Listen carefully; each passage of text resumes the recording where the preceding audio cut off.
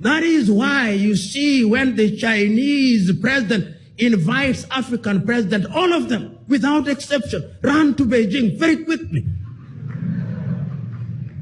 And when they get to Beijing, they are given $60 billion, all of them, the 55 of them, to share.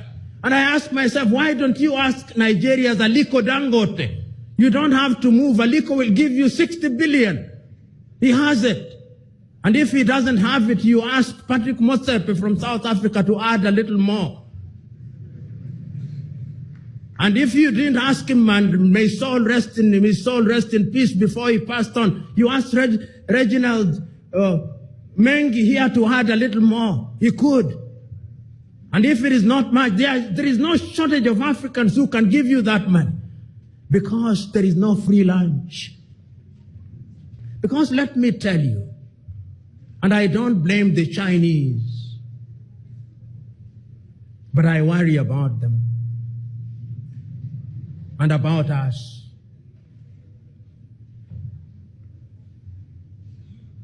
Today, in any African country,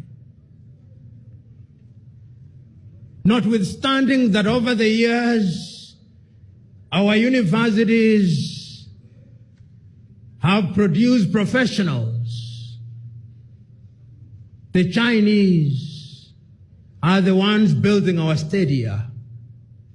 I do not know whether the stadium here in Dar es Salaam was built by Tanzanians. You will tell me. I need to be educated. But I suspect that there was a Chinese hand.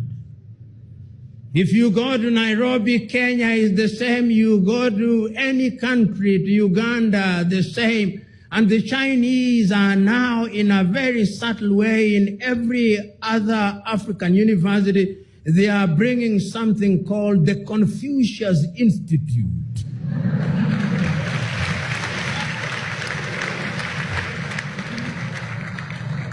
Educate me. At the University of Nairobi, there is one. In Makerere, there is one. In Zambia, there is one. My brethren Tanzanians, tell me, do you have one here?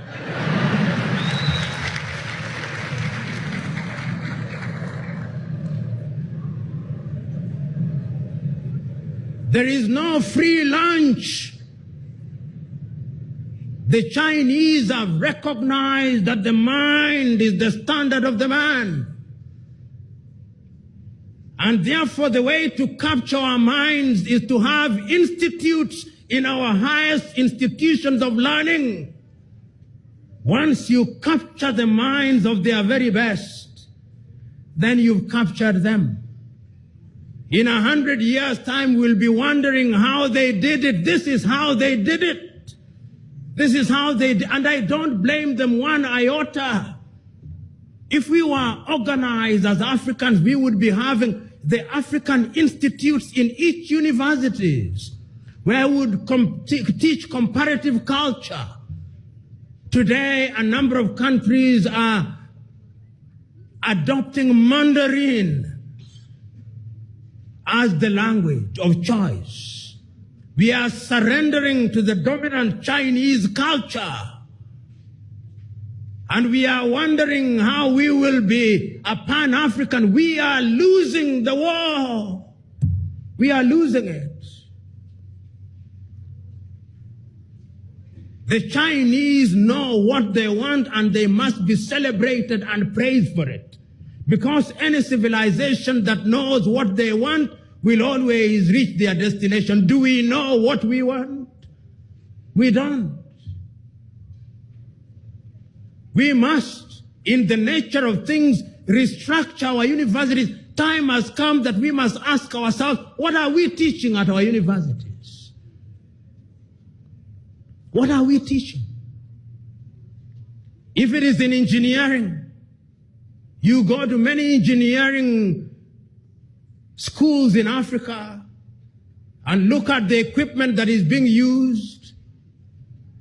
Perhaps in some universities, the equipment should be in the museum alongside the spinning wheel. At a time when people are talking about nanotechnology and 5G, You go to typical African university, we're still using blackboard and chalk. And others are teaching differently, yet we think we are going to compete. We are not going to compete. Right now, people are talking about 5G. But what are we Africans doing? We are watching and observing and celebrating as if we are watching a football match between the United States of America and China, asking which one will win? Because the winner is the one that will conquer us again.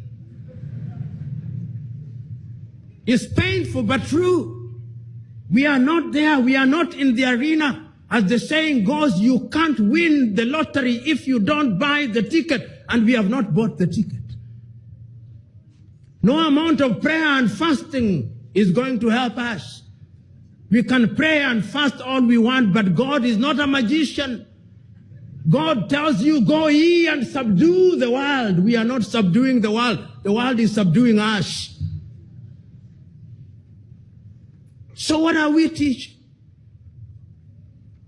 We must begin to think differently for the Pan-African project to succeed. We must begin to act as one unit. Recently in Mozambique, Mother Nature devastated the city of Beira. 90% of it was destroyed. The city of Beira, 90% gone. I waited for Africans to say that we are going to donate 1% of our budget. It is only Namibia and South Africa, and to a certain extent Kenya and a few other countries that went there. But the following week, there was a church in Notre Dame in Paris that burned, and within 1 week, they had raised 1 billion. In fact, more, I think, approaching 1 trillion. Including a donation from a traditional chief in Cote d'Ivoire, who was very devastated that one of his brothers or somebody related to him had been baptized at the church in Notre Dame. If you now go to Beira, it is not African engineers who are involved in restoring or African professionals. You will discover that some Portuguese firm, possibly, and some Chinese firm are the ones who are involved. Africa is now in the business of discovering natural gas and oil. Who is exploiting that oil? If it is not tallow, it is Elf. If it is not Elf, it is ExxonMobil. If it is not ExxonMobil, it is Total. Africa, Ali Mazrui was right, produces what it does not consume and consumes what it does not produce. We know, but we must remind ourselves, because sometimes we sit pretty and think that everything is fine. Everything is not fine. You are here. Allow me to be morbid. In 100 years' time, all of you will be upstairs. All of you. Without exception. All of you. But I want you to imagine for one moment how Africa will be. You know, some times ago, the Chinese, and I'm on the Chinese because I'm seeing them. I never saw the white man coming. I was too young or unborn. But this one I can see. The Chinese had a policy of only one child. Then suddenly they said, we are now allowing couples to have a second child. That second child is going to be here. That second child is the child that is going to conquer us if we are not organized. I do not know, but when I travel across the continent of Africa, I see Chinese very quiet, and African middle class is happiest when they go to a Chinese restaurant on Saturday. We are going for Chinese dinner. It is a statement of how sophisticated we are.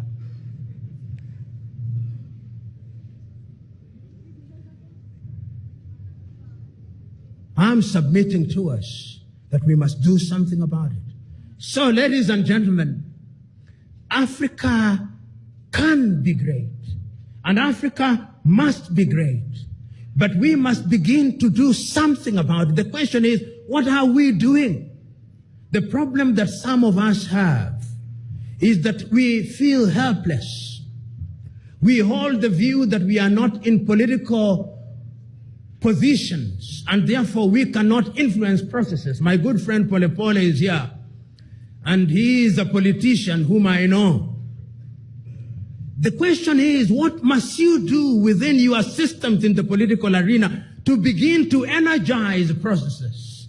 One must ask, for example, here in the East African region, what are we doing to ensure that in this region we think as one? I fly from Nairobi 1 hour, 5 minutes, and I now have to grapple with Tanzanian shilling.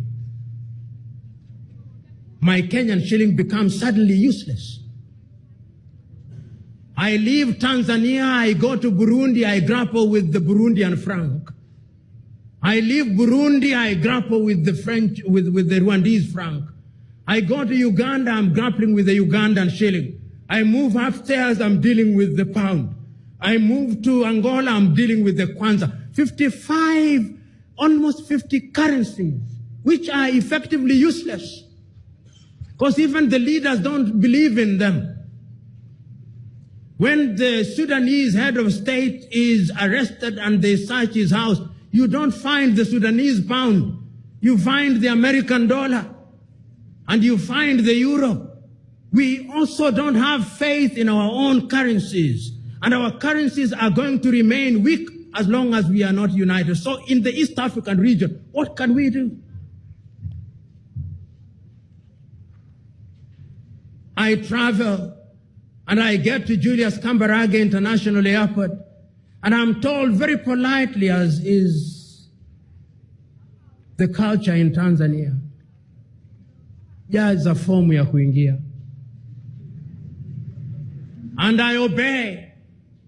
But should I, after flying for 1 hour, 5 minutes, an American will fly from Boston in Massachusetts to Oakland in California, 6 hours later, no forms filled, no yellow fever certificate, no passport, no new telephone number. The country works. Here, I'm now in 255, having migrated from 254. I'm dealing with Tigo, and even Tigo is not Tanzania. I'm dealing with Airtel, even Airtel is not Tanzania. I'm dealing with Vodafone. We own nothing. Pole pole.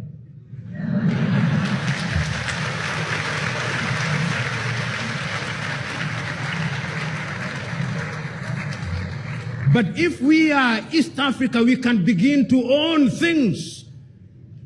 When we begin to negotiate as East Africa and we negotiate with the EU, we begin to make sense to them. But if we are alone, somebody was telling me that African economies are growing, and I told them, yes, they are growing. But no matter how fast a goat grows, it can only be a fat goat, it can't be a cow.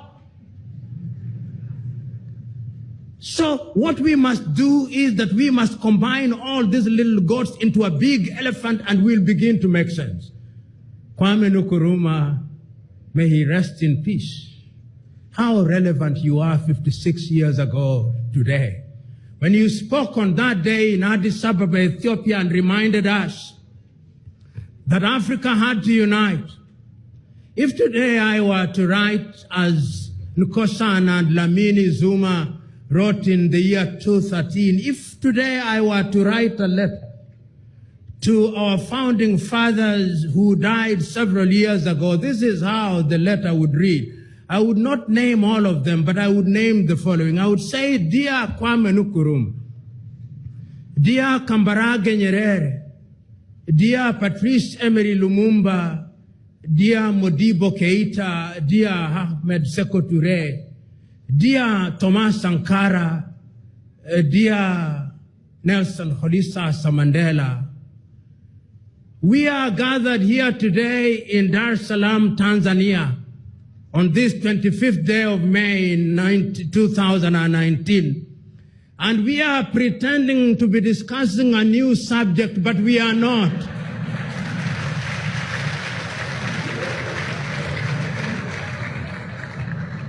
In fact, my dear fathers, we are discussing something that you discussed 56 years ago. And we are now recognizing that you warned us that if we did not unite, we will be conquered again. I am sadly reporting to you that we are being conquered again. We are being conquered again in the manner that you feared, and I'm now telling you that this time round our conquest is a little more subtle. I am telling you, Osagyefo, that now, although in 1961 you had created the University of Ghana at Legon, and you had also created the University of Science and Technology, in many African universities we are now accommodating Confucius Institutes. Osagyefo, we do not know what they are going to teach there in 100 years' time. But for the moment, they tell us is aid and that they like us. But Osagyefo, I agree with you, there is no free lunch. We are also sitting here today in Dar es Salaam, Tanzania, the home of your brother, Julius Kambarage Nyerere. And we also are reminding ourselves that Nyerere came up with a philosophy called Ujamaa, which was self-reliance. We can now tell you that in substance, Mwalimu was right. But unfortunately, we are still importing things from Europe. We now have mobile phones, which you did not have when you were alive. But unfortunately, Mwalimu, those mobile phones, none of them is made in Africa. Last week, we saw an attempt by somebody to claim that one was made in Rwanda, but I suspect it was only assembled in Rwanda. Mwalimu, we are trying. I can now also confirm to you that we have many political parties, just as you feared, Osagyefo. In Congo, there are 233. But Congo is not at peace. In Tanzania, they don't have very many, but I can assure you CCM is still doing very well.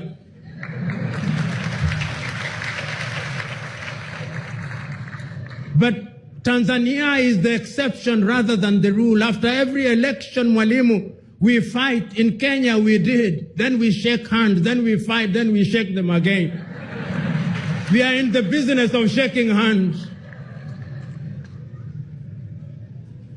In Central Africa, we are fighting. Our young men and women are drowning in the Mediterranean Sea. We now know you are right. And therefore, going forward, we are today taking a solemn vow that each one of us will use the resources at our disposal, and that we are going as a product of this conference to send a paper which will emanate out of Julius Kambarage Festival, which paper will be sent to the African Union.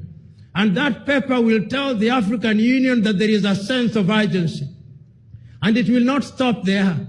That paper will also be sent to all the 55 African heads of state, reminding them that there is need for Africa to trade with ourselves, that there is need for Africans to travel on one visa, that there is need for Africans to have one currency, that there is need for Africans to define ourselves. And Osagyefo, I remind you, I remember during your lifetime, you hosted both Malcolm X and Martin Luther King Jr. And I am reminded that at one time he was asking his people in the United States of America how long it would take to unite Africa. We are now telling you that it's not too long. It is not going to be long, because young men and women are now telling us that we unite or we perish. Osagyefo, Mwalimu, Seko, I would have written a longer letter, but I can now see that my audience wants to go for lunch. Permit me, therefore, to stop here in the knowledge that Pan-Africanism is alive and well, and Africa will realize our potential even if it takes 100 years. God bless you.